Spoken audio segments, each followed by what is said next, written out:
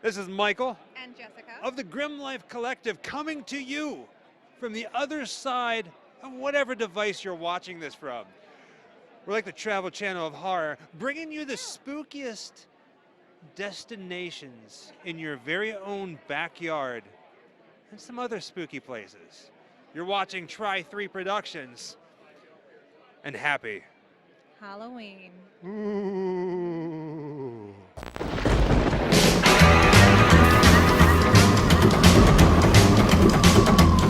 Wherever I come, bad luck is coming my way. Wherever I go, hard luck is there to stay.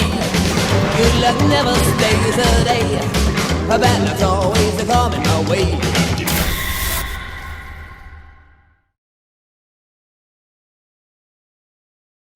She is a bat.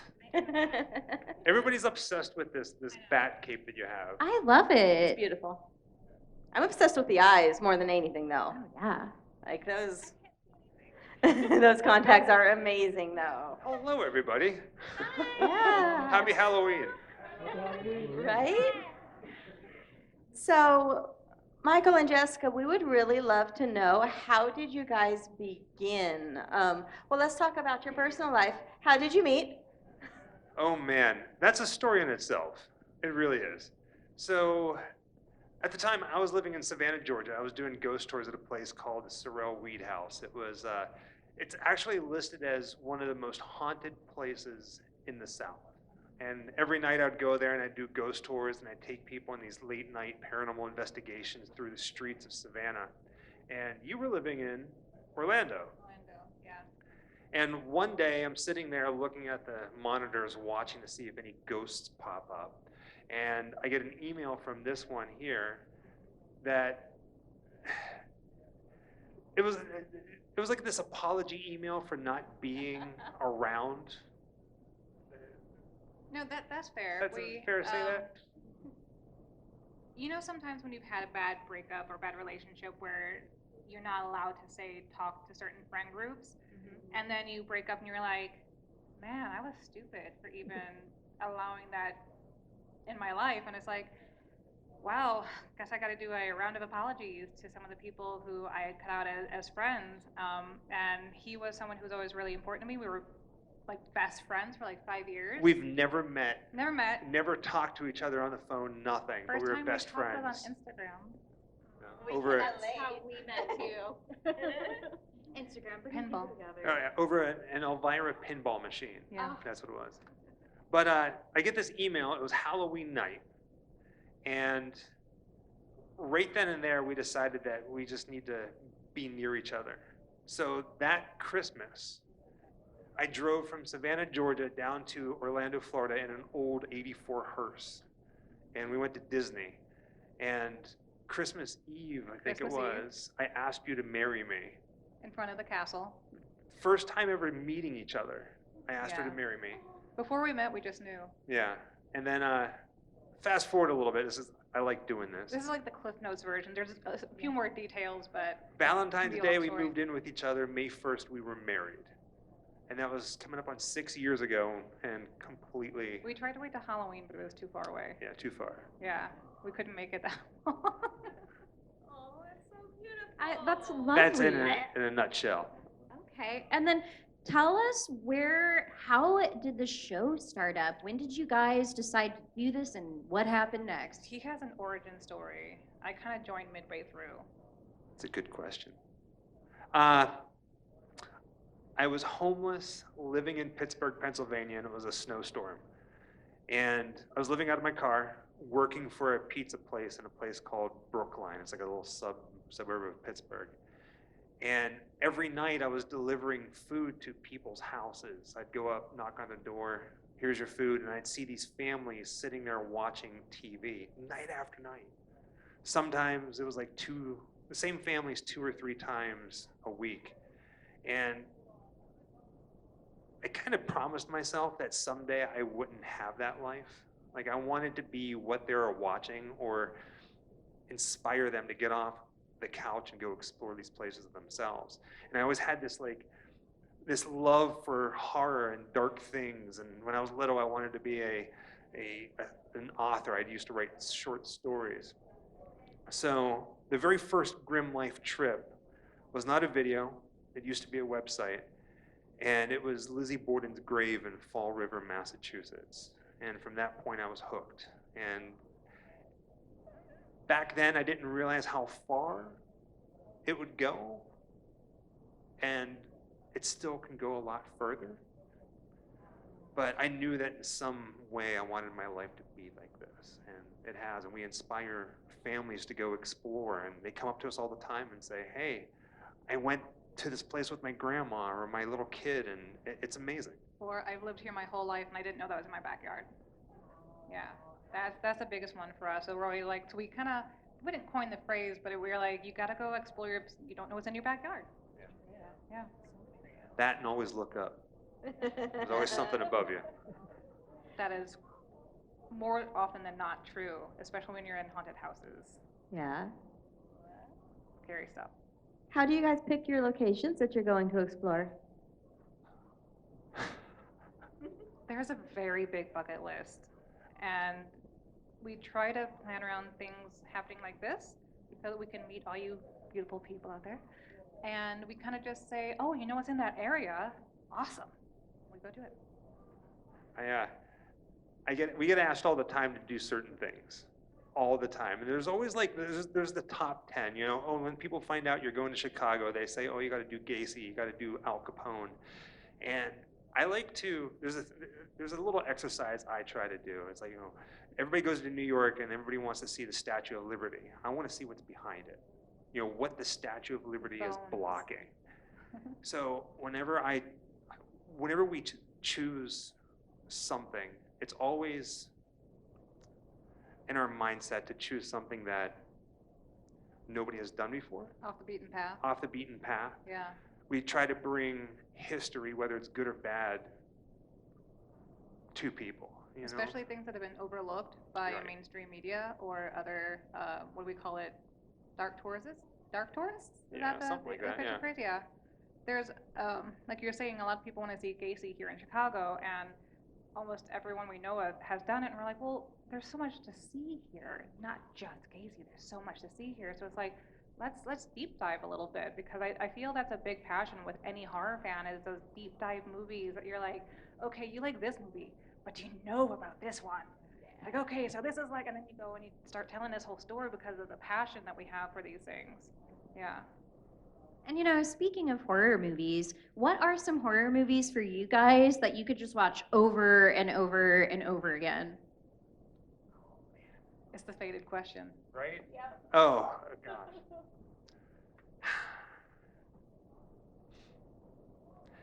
I try to tackle this question whatever I'm feeling in the moment, right? Because there's, yeah. It does. It changes. So Yeah. I'm a big abominable Dr. Phibes fan. I love Vincent Price and that movie, those two movies, The Rise, and I'd say that.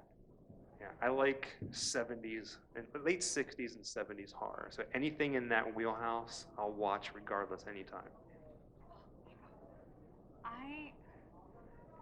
So as much as I'm a horror lover, and I love horror, my top 3 movies are not even horror. And I think I've said this probably so many times over our Grimm Up All Nights, if you guys are familiar with hanging out with us. Which are coming back. They are coming back, we promise, we promise. My top 3 in no order is Legend, The Dark Crystal, and Bram Stoker's Dracula, which I guess Bram Stoker's Dracula is technically it is horror. I see it more like a romance. But like if you were to say classic horror, for me classic horror will always refer back to slashers, and it has to be Halloween. It's always going to be Halloween. I can watch that no matter what. Yeah. And where did your guys' love for horror and the paranormal come from? Like, were you always spooky? Did you grow into the spooky? How did this happen? I don't know about spooky, but I was always weird.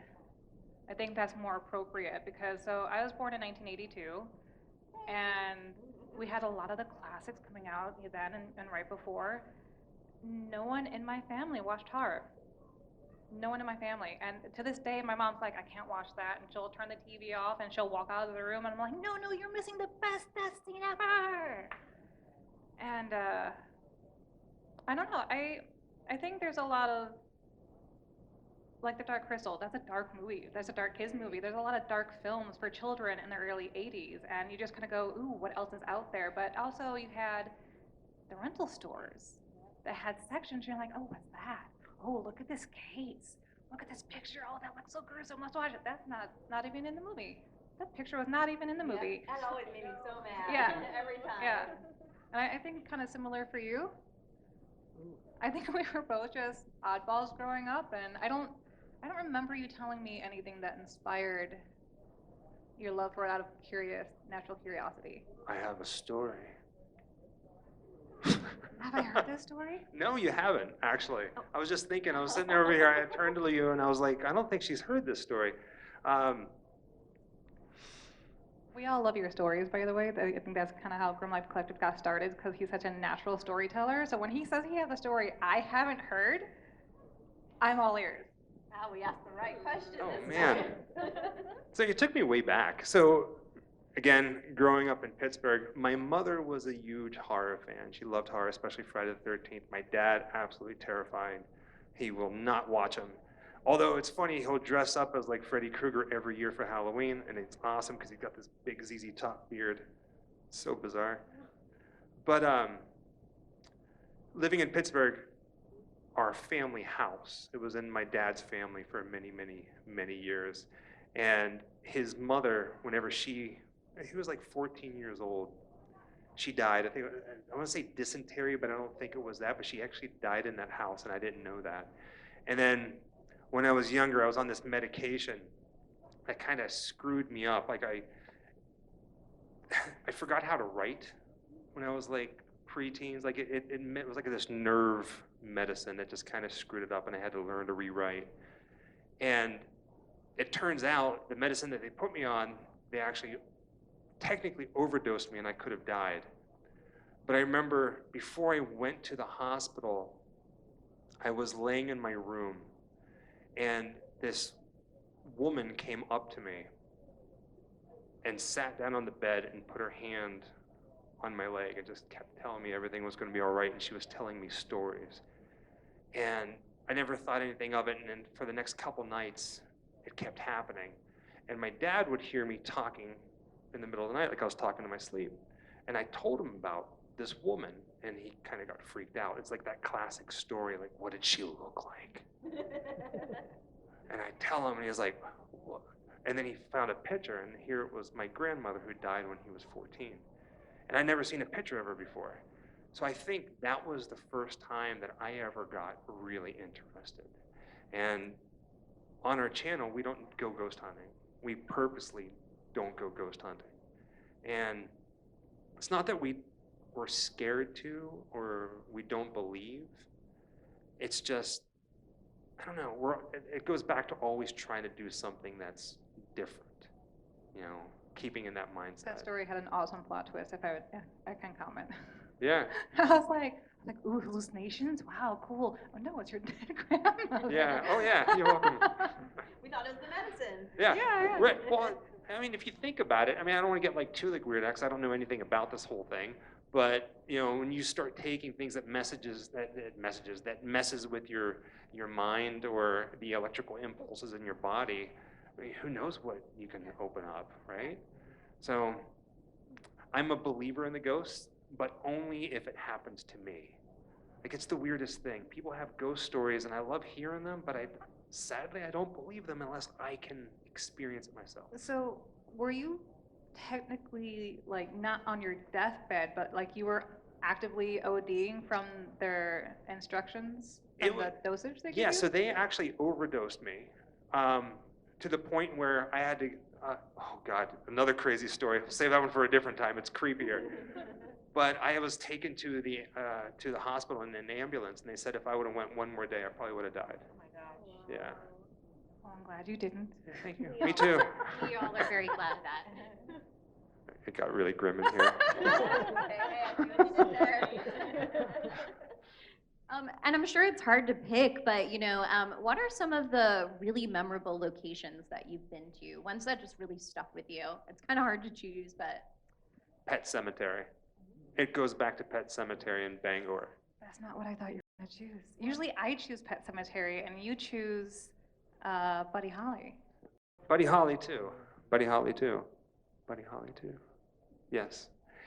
Both. So if you haven't seen the videos, do it.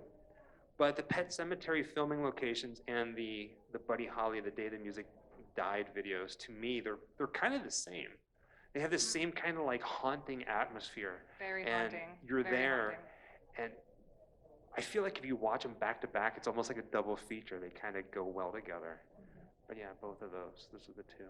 And Buddy Holly at the Surf Ballroom, you can go in and do a walking tour. They have a little pamphlet. They'll say this is, interest A, B, C, and D, and it has been refurbished, but they kept everything original as much as possible. And you walk into the auditorium where they played their last show, and you can hear the music. You can hear laughter. You can hear a crowd. Like we're hearing the crowd now. You could hear it there.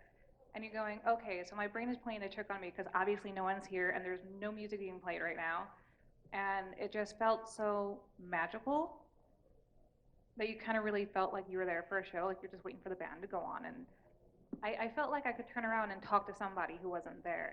It was a very interesting experience. But then you go into the crash site, and it was weather much like it is right now. It's snowing a little bit. It's freezing. Everything's all wet. My shoes got ruined. I had to throw them away.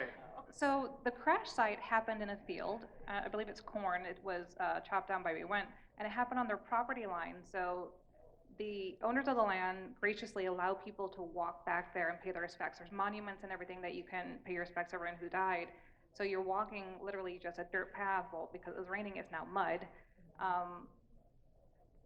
And because the sky was dreary and gray and wet and raining and snowing on us, it just felt perfect. It felt like it should not be a sunny day outside because it like matched your emotions, you know what I mean? So that one was a very kind of emotional experience, I think, for the both of us. I think it's the only video that I actually got teary-eyed. A little teary-eyed, yeah. Yeah. Yeah. And then I don't think I cried, but I did get very emotional over the Bundy locations. Yeah. That was kind of hard for me. Kimberly Leach. Yeah. The girl. Yeah. I think I've cried in at least 3 solid videos so far.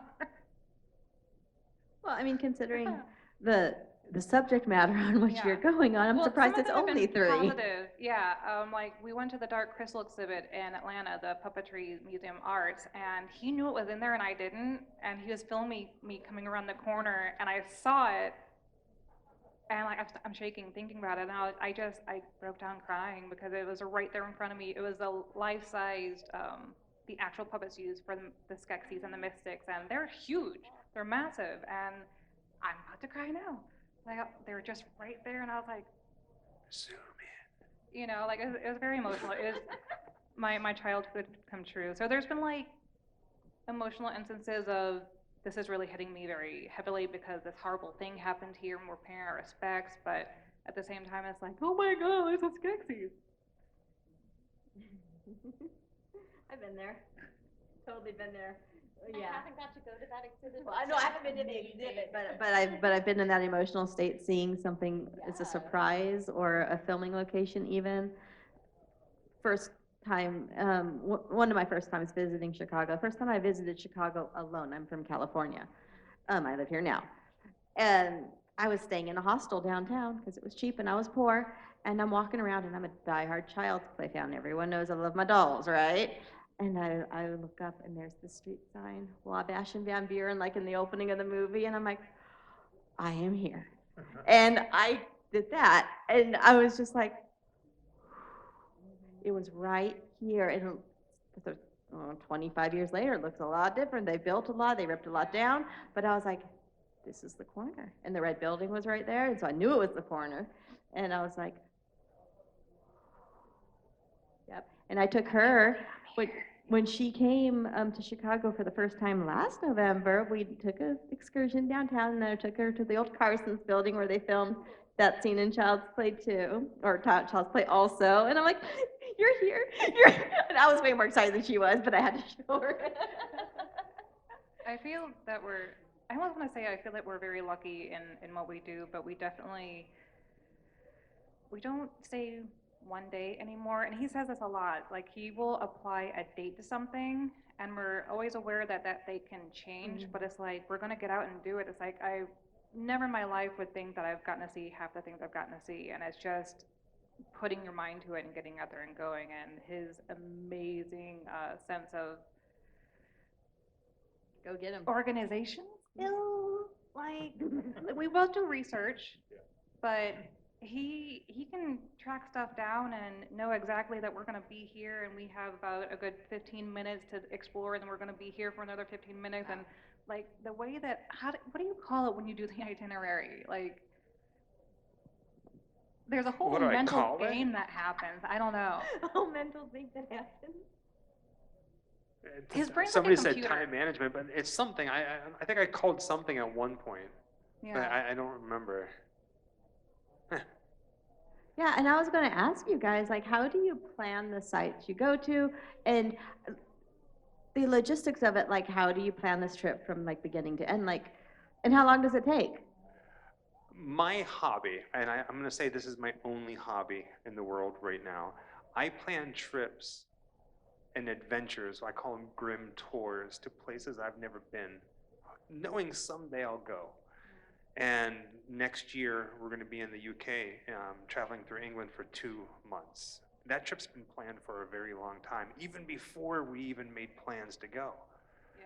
You know, so that's the fun. Like, I go on these little trips every single day, and I write them all down, or I have a map program, and I put everything in there. So when that time comes, it's already ready.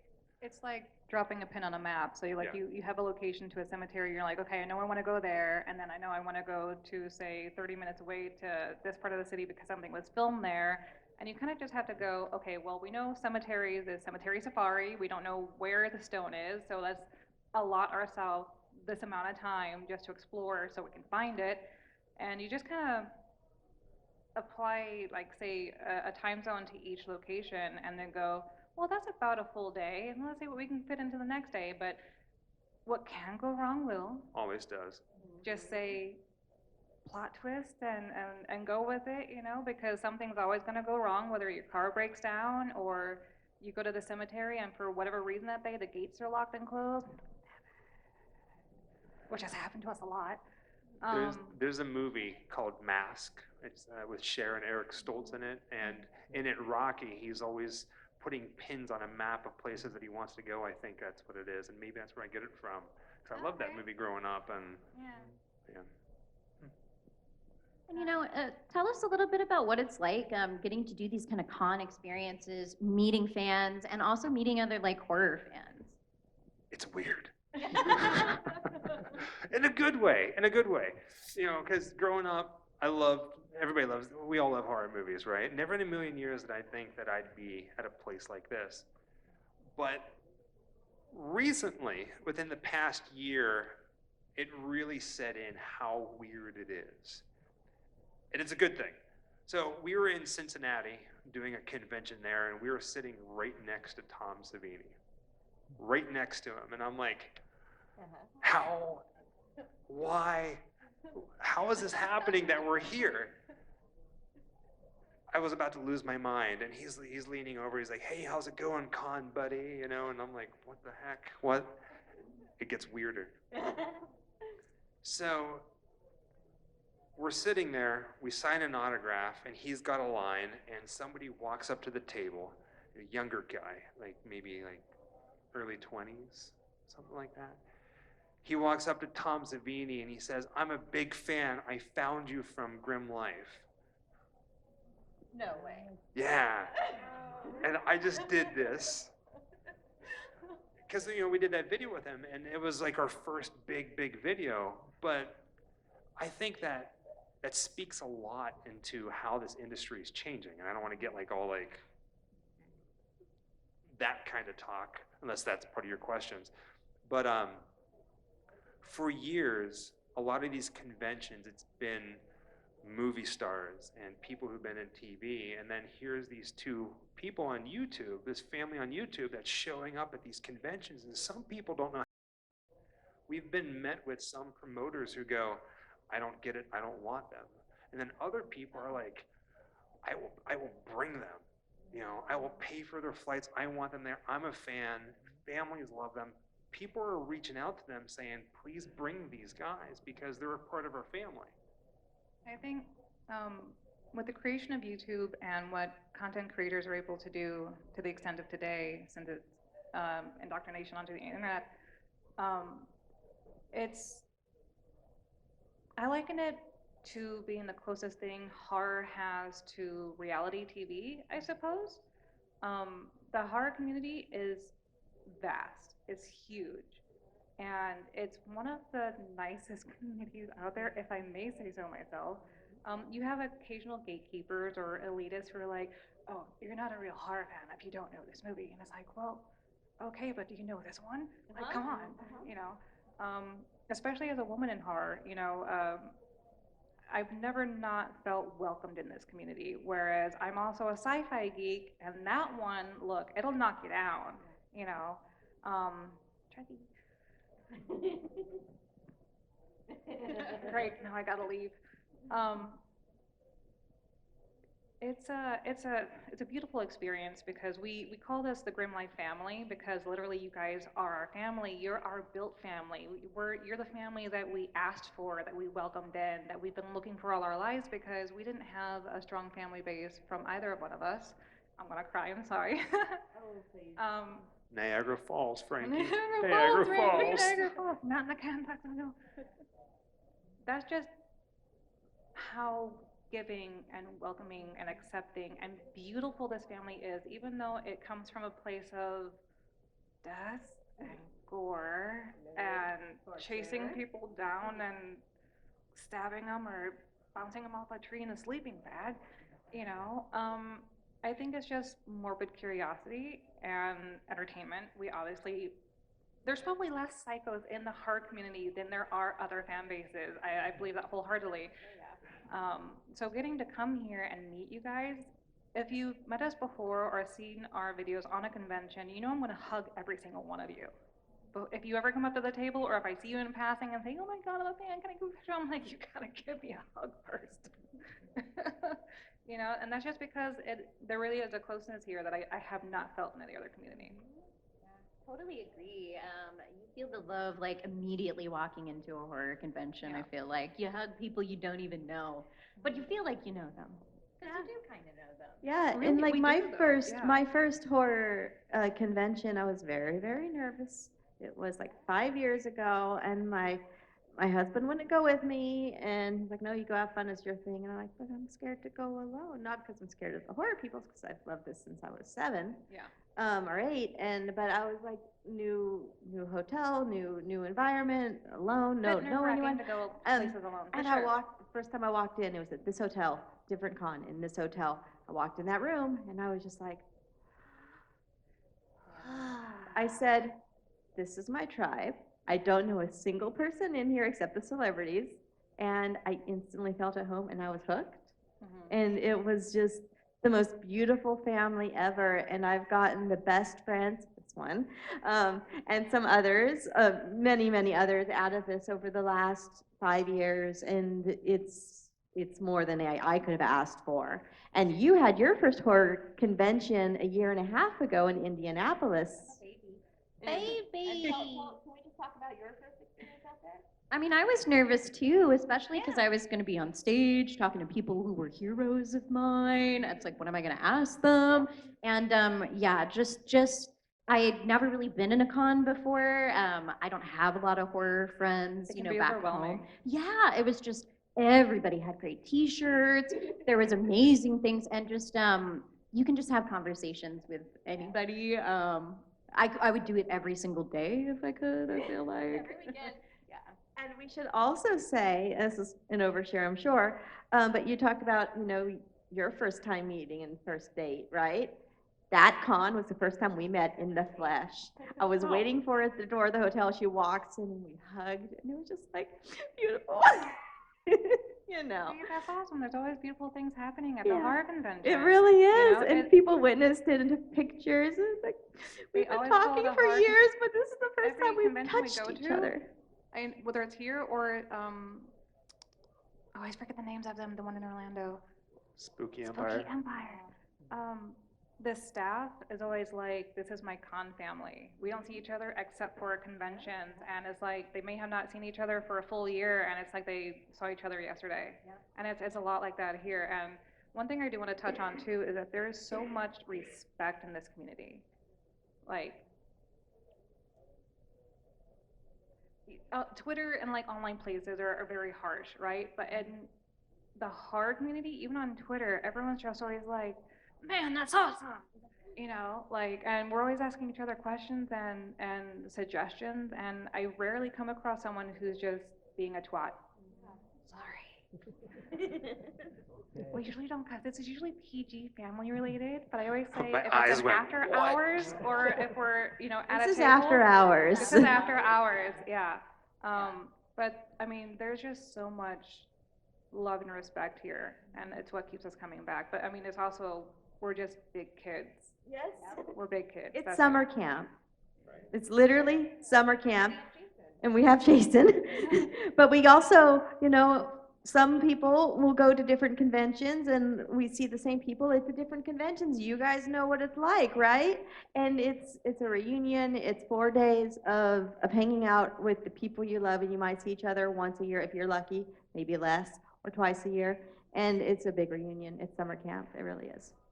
And we all collect such different things. I was realizing Yes. that today, that he's off looking at one thing, and then he comes back by the table and he goes, oh, by the way, I saw a booth down there that had lobby cards, and I went, She beelined. She Why stopped are you just everything she telling was me doing, this? and then she left. his is signatures and posters, and mine is the original lobby cards and press kits from movies. That's like my favorite thing. If I get it signed, oh my God, I'm gonna die. But just having that there, because it's like, this went up on the wall when the movie came out. Like, that's a big deal. Yeah, like, No, I'm a doll kid. collector. When I go to a convention, I'm always looking for a new doll, a Puppet Master replica or something. And I remember I left my husband in the caddy shack one year, and I went to go, and I came back with a doll. And I said, a doll? And he's like, another one? No. Yes. listen, you can go broke here. You and will go broke here. No regrets. No regrets at all. None. None. Okay, do we have any audience questions? Any at all? Yes?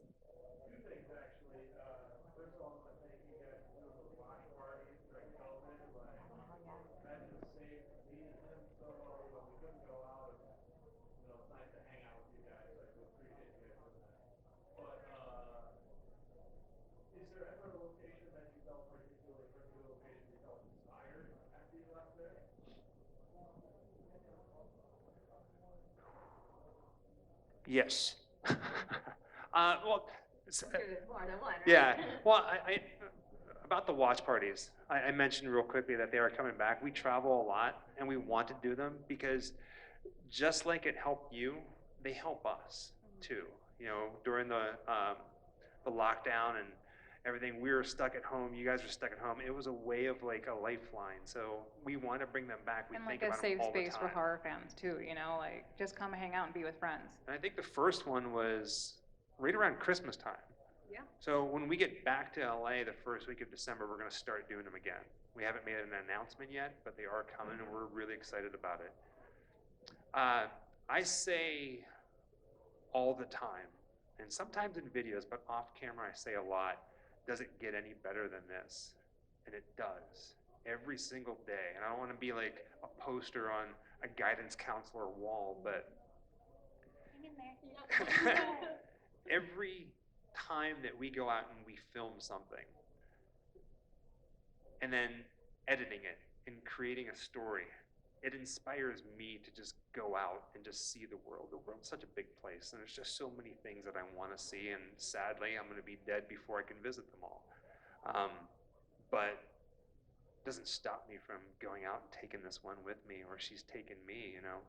So I get inspired all the time. And it sounds like a poster, but just as simple as just living. Does that make sense? Especially when it's a filming location that we go to, because so many places are being torn down all the time.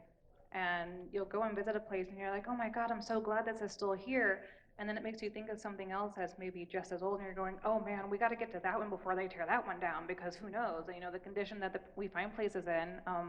We got to do the Halloween 3 factory, which I crawled on my hands and knees under the foundation of this factory to get into it, and only to have a couple months later there was an earthquake, and that part Yep. that I crawled through It's gone. collapsed. So I was like, yeah. but that question, there's a lot to that question. That's loaded. We have a saying Good job. amongst each other. Every time that we do a film and location video, we always look for the number 3.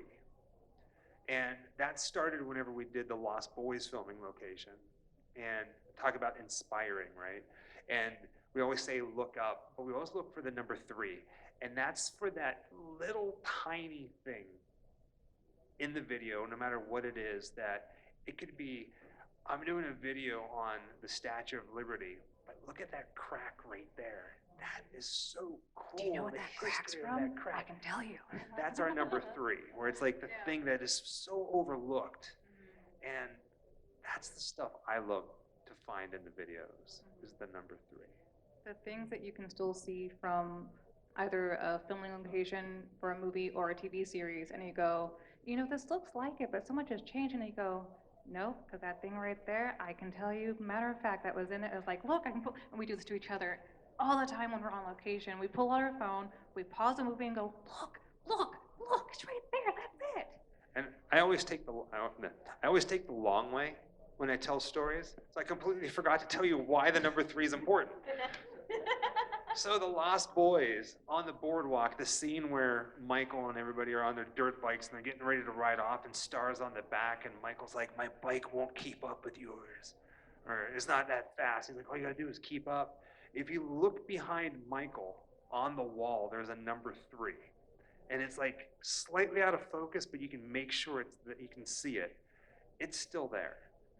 Wow. The amount that it's changed, the painting is different, but that 3 is still there. So she pointed that out. It's like a very small piece of fence from the carousel to, I think it's a restaurant. So you have the gated opening, so you have gate, and those are still the same, but they've changed the color, and the 3 is still the same, but everything else around it is different. Because we're like, I think this is it. This doesn't feel right though, because that's not the same. That's not the same. And we're almost about to give up, and I was like, stop. Look. If you look at it from this way, oh, there it is. Yeah. Good question. Because they also, we've noticed this a lot in film, especially, that it is what you're looking at, but they filmed it like this. So it looks completely different than if you just look at it head on. Yeah. I feel like through this process, I feel like you would learn so much about film technique too. Tell us a little bit about that. Well, I actually went to film school, Pittsburgh Filmmakers.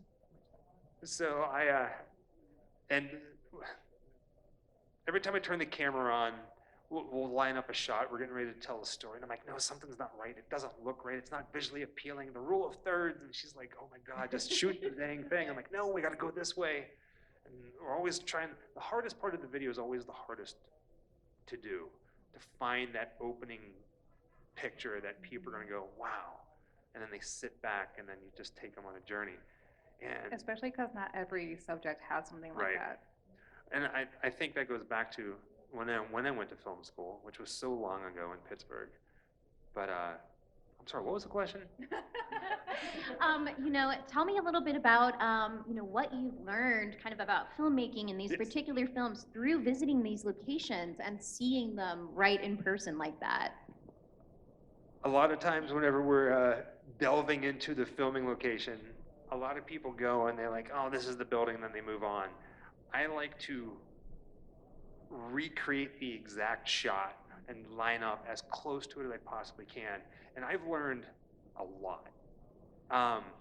We are constantly shouting at each other once we realize how they took that shot. Oh my God, movie magic. This is movie magic, movie magic. Because sometimes the way that they capture these is a little bit of magic. Because you realize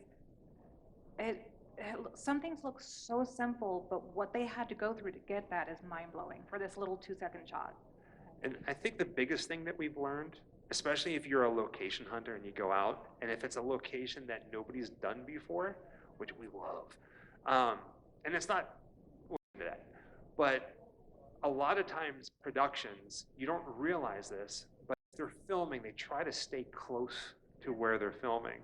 So if a big scene happens here and then you have a series of little scenes, it's usually right around the corner. You just kind of have to hit the sidewalk and go explore. But it's neat storytelling. And another thing that I knew going into it, when you tell a story and you have an image, most people have a hard time paying attention to anything that's longer than 27 seconds. So that's why you'll see a lot of these TV shows, they're always doing these like flashy things, or movies, they're always changing angles to show different things. So your mind's eye is constantly. So I'm always doing that, trying to, show different stuff. At home while he's editing, and I should know so much more about it by now than I really do, because my days pretty much consist of trying to do menial things like laundry or clean the house, and I have to stop every 20 seconds or so because he's like, okay, I know you're doing something, I know you're doing something, I know you're busy, but hold on. And he starts to show me the clips that we've been filming and his editing and this, and he's like, oh, I gotta show you that. And he gets so excited. I love it. Like, his energy is endless, and I'm always like, yep. Oh, that's cool. That's cool. Gotta get this thing done, though. Yeah, thank you. Yeah. Because editing does take so long. We'll take, for example, the Goonies filming locations. That took us a week to film, and the end product was what, an hour? Something like maybe? that. And I like to hide things. Yeah, everybody's gonna go back and look for them, maybe. But in all the videos, there are things hidden. Like little Easter eggs? Yeah, or- like, and I edit with earphones in all the time, and then I'll start laughing, and she'll poke her head around, like, "What are you laughing at?" I'm like, "Oh, nobody's gonna get it. Nobody's gonna know it. It's usually But this is me, funny as so all I get heckins." suspicious. Yeah. I'm like, what did I do now? Usually it's sounds. So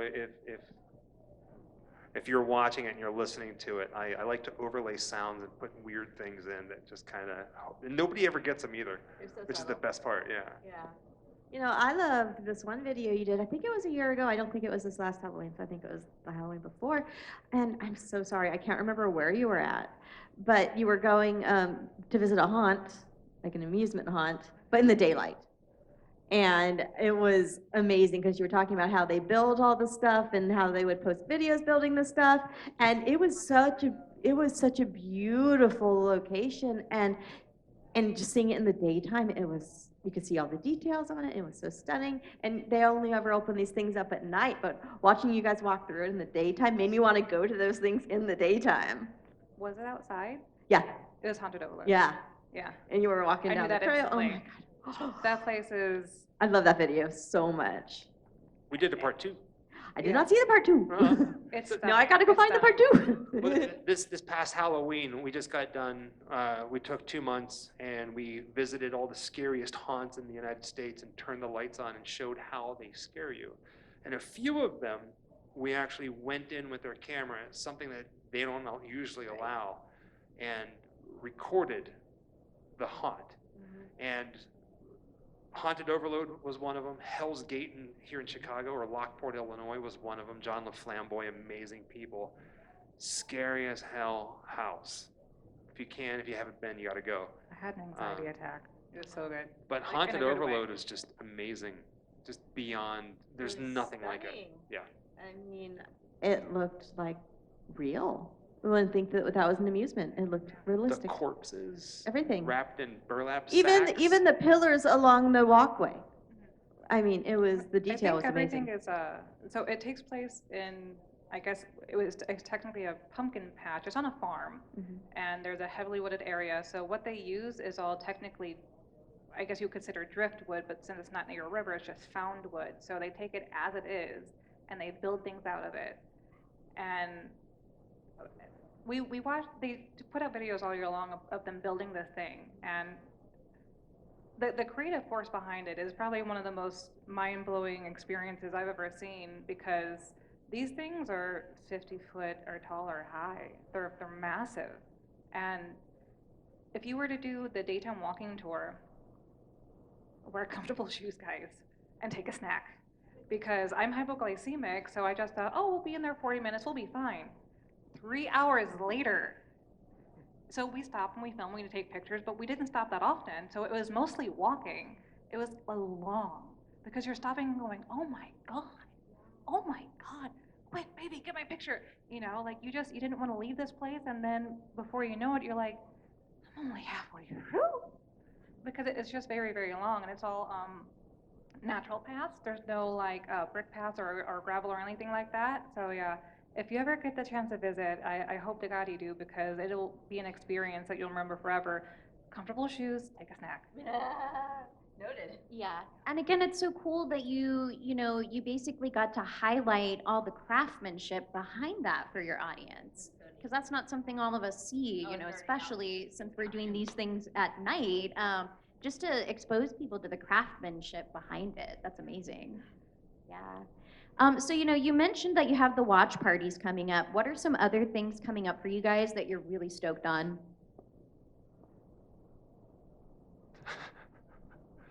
So yeah, the watch parties, those are always a lot of fun. We travel a lot. We usually are in LA for a month and then we're gone for a month. Sometimes we're gone for 2 months. We like to drive everywhere because we can stop. We are going to be doing UK. I think the first weekend in November is a convention out there in Manchester called For the Love of Horror. They invited us out for that, so we're going to be there. And then spent 2 months just driving all over the place. And the videos that we're going to do there are terrifying. And I say that kindly because I have a bucket list of places that I want to visit that are some of the most terrifying places in the world. And a lot of them are there. And we're going to be there for 2 months filming, and I'm going to hit every single one of them. And I'm going to drag you into some places that might be a little too much. This is a shared love thing. I honestly thought you were going to talk about Christmas coming up. Oh yeah. Well, yeah. Well, that's the big thing that's on my mind. Well, so about like our Christmas videos? Vincent Price. Okay. So, okay, we haven't really talked about the holiday stuff. We don't like telling people like. We like it to be a surprise, but Yeah. I'm really excited about it. So I thought you were going to mention it. That's why Okay. I'm just going to go ahead, because you Can guys we get a get a little bit of teaser? spoilers. We'll just tell you. You want to go for it? You want me to? You're a better storyteller. Oh, dang it. Okay. We don't like Christmas. So we figured if we're going to do Christmas, we have to do it in a way that really is us, right? So big Vincent Price fans, right? Vincent Price. Have you ever seen that photo of Vincent Price and his daughter buying a Christmas tree at a Christmas tree lot? It's like, so everybody Google it, not now, or now, I don't care. But there's like 2 photos of him and his daughter in LA, in Beverly Hills, 1970, and he's so happy. You can see this like photo. It's like this Polaroid. It's so full of life, and they're buying this Christmas tree for their house. And Jessica and I spent the entire day driving around Los Angeles to find this exact spot By that looking they at took the this photo. skyline. Now keep in mind, LA changes all the time. So a Christmas tree lot in LA from 1970 is impossible to locate, but we found it. And it was a pain. And so we found it. So we have a video that's coming out very soon that centers solely around this photograph. And to me, it's like one of the most beautiful videos we've ever done. Because it's, it's this thing. And the funny thing about it, do you want to tell the Sleepy Hollow part? Yeah. So we were in Sleepy Hollow Cemetery taking wedding photos. Okay. And we're getting ready. There's people everywhere. We rented out part of the cemetery. And we're standing there, we're getting ready. The groundskeeper comes up and he's talking to us. And this woman comes up to us. She's got a hat on. She's got sunglasses. And she's like marathoning. And she walks up to us and she goes, do you like scary movies? I'm like, yeah, I like scary movies, but we got to get this photo done. No, do you like scary movies? Yes, we like scary movies. He's standing there in a tux. I'm sitting Yeah. there in a white wedding dress, like holding. Because it's again, this was just a couple months ago, so it's been raining, and like I've this billowing white gown, right, holding it like this because it's huge, and we're just kind of like, hi, got my arms full. So I'm not getting agitated, but I'm like, my mind is, we got to get these photos, like perfect photos, right? And she asked like 4 times, do you like scary movies? And I say, yes, I love scary movies. And she goes, do you like old movies or new movies? I'm like, God, And you're like, why now? right? So I'm like, I like old movies. She goes, mm-hmm. You like Vincent Price? And I went, yes. He's my dad. It was Victoria Price. We just met her in like Sleepy Hollow Cemetery. And just maybe 2 months before that, we'd done an entire episode on him in St. Louis, where I was born and raised. So we talked to her and we told her like our plans, and we're trying to make something happen. Something. But fingers and bones crossed, probably not. But at least you have a photograph video coming. But is the idea behind it that Vincent Price, this horror mastermind, right? We know him from all these beautiful, like heart-wrenching horror. Look at the photo. And it's like doing the haunted houses. It's the man behind the mask, you know. And I don't feel like anyone's really tackled it in the sense of how he was just. And I know they have, but in the sense that like he put out cookbooks. He loved to cook. We have a first edition. You know, yeah, like he was just the jolliest giant because he's like 6'3" or something like that, you know. And then we all, well, like, what can we do for Christmas though? It's Christmas, like, well, okay, there's the sleigh deads or whatever, and then there's Krampus, which has been done to death, and we're like, I just really love this picture of Vincent Price buying a Christmas tree because it's just like so, I don't know, ordinary but not. You know, and it's a little bit behind the scenes, a peek into his life that he And shared that was with her in the people. photo too, right? Yeah. Yeah. Yeah. Just so little. Oh yeah. I met her at a convention, what, 3-4 years ago, and she's so nice. She's so nice. Yeah. She's lovely. Yes. That's just such a authentic, like real beautiful moment in that photograph. I haven't seen it and I have to. I'm picturing it in my head, but that's beautiful. I can't think of a better way to kind of celebrate Christmas. Okay, do we have any more questions? We have time for one more, because we got more if you don't. Okay, I have one more wrap-up question for you, wonderful people. So you guys obviously are very successful in what you do on the YouTube thing, and you're kind of living a lot of people's dreams. Do you have any advice for up-and-coming YouTube aspiring people, and maybe mistakes you made along the way that other people can learn from? If you're going to turn the camera on, make sure you point it at something you love. 100%. If it's 80%, don't do it. If it's 90%, People can tell. don't do it. We flew from, this cracks me up, spent a lot of money. We flew from LA to Orlando, drove from Orlando all the way up to Salem, drove from Salem to the furthest point of Vermont, filming along the way. We get to a place called Corinth, Vermont, the place where they filmed Beetlejuice. We were going to do this immaculate Beetlejuice video. We get there, and it just didn't feel right. So we left. It was the wrong time of year. Yeah, it just didn't feel right. When the sun is in a strange position where everything is extremely high contrasted, it's a cold ass day, and you're going, why is it so bright? Yeah. So on camera, it translates extremely difficulty because there's no soft shadow, there's no soft lighting. It's completely pitch black in the shadows and 100% blown out where the sun is touching, and we're like, can't do it, and we wouldn't dare capture something like that and put it out for you guys because we want you to join us in the adventure as much as we're standing there doing it, and we're just like, we would do it a disservice if we did this. So we're going back in April though. yeah, try it one more time, because fingers crossed, knock on wood, most of these things will be around for you to visit, so if you can't do it now, you absolutely can in the future. Just get out there. The hardest thing to do is to take that first step out your front door and get in the car or walk somewhere and actually go to the location. The second hardest part is to pull out your camera and turn it on. with These everybody are- looking at you. These are the most difficult things to do, and you will feel silly. You will feel silly as hell, let me tell you. We still do. To this day, we will still get the camera out and be like, oh God, people are staring, they're driving by honking their horns and yelling stuff out the window, and it's like, we're here to have fun and take you guys with us, and that's worth every bit of what the strange social anxieties create, because a lot of times it really just is your head telling you that everyone's going to laugh at you, because we still feel that ourselves, and as long as you enjoy yourself, then everyone watching will join too, and that's probably the best thing we can say. To quote the narrator in Rocky Horror, you're about to go on a strange journey. Yep. Right? Guys, thank you very much. Please give it up for Grimm Life. Thank you. We love you so much. It's fun.